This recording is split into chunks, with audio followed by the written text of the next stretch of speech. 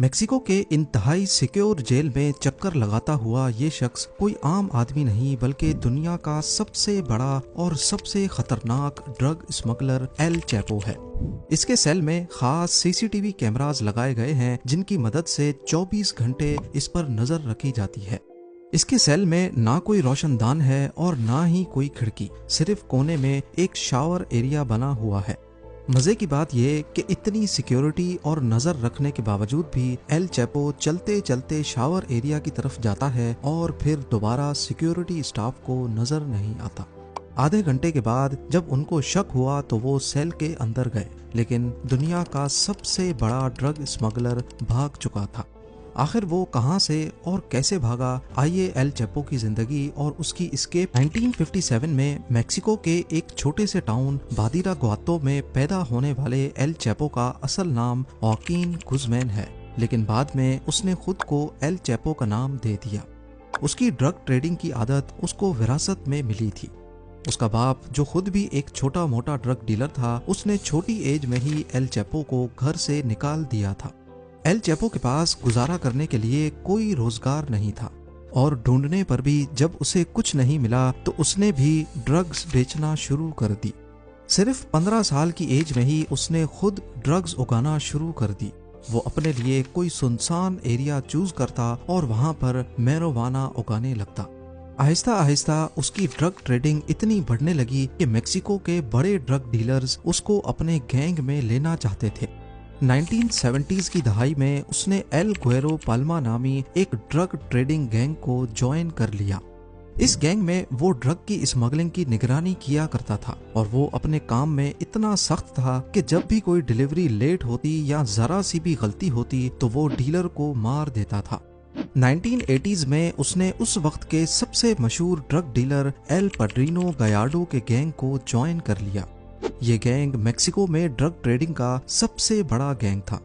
L Chapo को इस gang में भी लॉजिस्टिक्स और ड्रग शिपमेंट की जिम्मेदारी दी गई। उसका काम कोलंबिया से मेक्सिको आने वाली ड्रग्स पर नजर रखना था, लेकिन 1989 में गैंग का लीडर गयार्डो एजेंसीज के हाथों पकड़ा गया और गैंग टूट गया। मौके का फायदा उठाते हुए एल चैपो ने अपना खुद का गैंग बनाया जिसे उसने सिनालोआ कार्टेल का नाम दिया। अब अमेरिका में दो रास्तों से ड्रग्स पहुंचाई जाती थी। ज्यादातर ड्रग्स कैरेबियन की तरफ से आती थी और दूसरा रास्ता था मेक्सिकन बॉर्डर्स का। अमेरिकन एजेंसीज ने अपना सारा फोकस कैरेबियन की तरफ रखा हुआ था और बहुत से ड्रग डीलर्स और गैंग्स पकड़े जा चुके थे। एल चैपो ने इसका फायदा उठाया और डिफरेंट चैनल्स को इस्तेमाल करते हुए यूएसए में ड्रग्स पहुंचाने लगा। वो बहुत सारी ड्रग्स उगाता था जिसमें मेथाम्फेटामिन, हीरोइन, एक्सटेसी, कोकेन और मैरिजुआना उसको ज्यादा प्रॉफिट देती थी। इसीलिए वो इन्हीं ड्रग्स पर ज्यादा फोकस करता, लेकिन ड्रग्स को यूएसए में पहुंचाना इतना आसान नहीं था और इसके लिए वो बहुत ही चालाकी का मुजाहरा करते हुए ये काम करता था। वो शुरू में ऐसी ड्रग्स जिनकी ज्यादा स्मेल नहीं होती जैसा कि कोकेन, उसको फायर एक्सटिंग्विशर्स, चिली पेपर के कैंस या फिर कार की रिम्स में छुपाकर स्मगल करता था, जिसको ड्रग सूंघने वाले कुत्ते भी डिटेक्ट नहीं कर पाते थे। लेकिन मसला ये था कि कोकेन के अलावा दूसरी ड्रग्स इस तरीके से स्मगल नहीं हो सकती थी। इसीलिए उसने एक ऐसा तरीका इख्तियार किया जो उसकी पहचान बन गया और वो तरीका था टनल्स यानी सुरंगें। वो लाखों डॉलर्स इन्वेस्ट करके एक्सपर्ट्स हायर करता और जमीन के नीचे ऐसी टनल्स बनाता जिसमें इलेक्ट्रिसिटी और वेंटिलेशन का पूरा सिस्टम मौजूद था और उन टनल्स के जरिए वो यूएसए में ड्रग्स स्मगल करने लगा। 1990 में फेडरल ब्यूरो ऑफ इन्वेस्टिगेशन के ऑफिसर्स तब हैरान रह गए जब उनको एल चैपो की पहली टनल मिली। वो टनल 300 फीट लंबी और उसमें बिजली का मुकम्मल बंदोबस्त मौजूद था। टनल एक घर के अंदर निकलती थी जो एल चैपो का सेफ हाउस हुआ करता था और इमरजेंसी की सूरत में वो इस टनल के जरिए भाग भी सकता था। एल चैपो को इस धंधे के सारे रूल्स मालूम थे, इसीलिए लाख कोशिश करने के बावजूद भी वो पकड़ में नहीं आता था।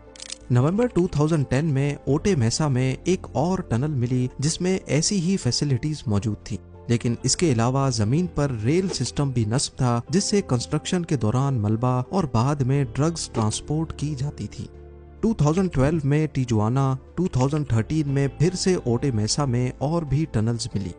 उसकी कमाल महारत को देखते हुए एल चैपो और उसके गैंग को किंग ऑफ टनल्स कहा जाने लगा। वो अपनी टनल्स इस कदर गहरी बनाता था कि ग्राउंड पेनिट्रेटिंग रेडार मशीन भी इसको डिटेक्ट नहीं कर पाती थी, और टनल्स की एंट्रेंस को वो चालाकी से छुपाया करता था, जैसा कि बाथरूम टब या फिर टॉयलेट के नीचे। टनल्स बनाने से पहले वो जगह को बहुत ध्यान से चूज करता था। उसने ज्यादातर स्मगलिंग यूएस मैक्सिको बॉर्डर पे मौजूद कैलिफोर्निया के शहर ओटी मेसा से करने का इरादा बनाया। उसने ओटे मेसा को 3 वजूहात की बिना पर चूज किया था। पहला ये कि ओटे मेसा 2 मेजर ट्रांसपोर्ट हब्स टिजुआना और सैन डिएगो के नजदीक था, और ड्रग्स को इन हब्स की वजह से एजेंट्स तक ट्रांसपोर्ट करना बहुत आसान था। दूसरा, ये एक इंडस्ट्रियल एरिया था जहां पर बहुत सी फैक्ट्रीज थीं, और फैक्ट्रीज की भारी मशीन्स और ट्रैफिक का शोर ज्यादा था, इसीलिए यहाँ टनल्स खोदना आसान था, क्योंकि खुदाई का शोर फैक्ट्रीज के शोर में छुप जाता था। और तीसरा रीजन है यहाँ की मिट्टी, क्योंकि इस शहर के एक तरफ समंदर है जो यहाँ की मिट्टी को बहुत नरम रखता है, इसीलिए यहाँ पर खुदाई करना बहुत आसान था। जबकि दूसरी तरफ पहाड़ हैं जो नरम जमीन को भी मजबूती देते हैं, और इसकी वजह से टनल्स कोलैप्स नहीं करती थी। यानी हर लिहाज से ये शहर एल चैपो की टनल्स के लिए बहुत आइडियल था। 9 जून 1993 को मैक्सिकन अथॉरिटीज ने फाइनली एल चैपो को पकड़ लिया और उसे 20 साल कैद की सजा सुनाकर जेल में डाल दिया गया। लेकिन ये जेल भी उसके लिए उसका ऑफिस बना रहा। वो जेल स्टाफ को रिश्वत देकर अपने लिए हर एक सहूलत हासिल कर लेता था, और अपनी बिजनेस मीटिंग्स भी अरेंज करवा लेता था ताकि उसका काम चलता रहे। 2001 में सुप्रीम कोर्ट ऑफ मेक्सिको ने एक फैसला किया, जिसके बाद यूनाइटेड स्टेट्स और मेक्सिको के दरमियान कैदियों के तबादले का प्रोसेस इजी हो गया। एल चैपो जानता था कि यूएसए में ड्रग स्मगलिंग की वजह से यूएसए की हुकूमत हर सूरत उसको अपने पास मंगाकर कैद करेगी, और फिर वहां से निकलना आसान नहीं होगा। इसीलिए एल चैपो ने पहली बार मेक्सिको की जेल से भागने का मंसूबा बनाया।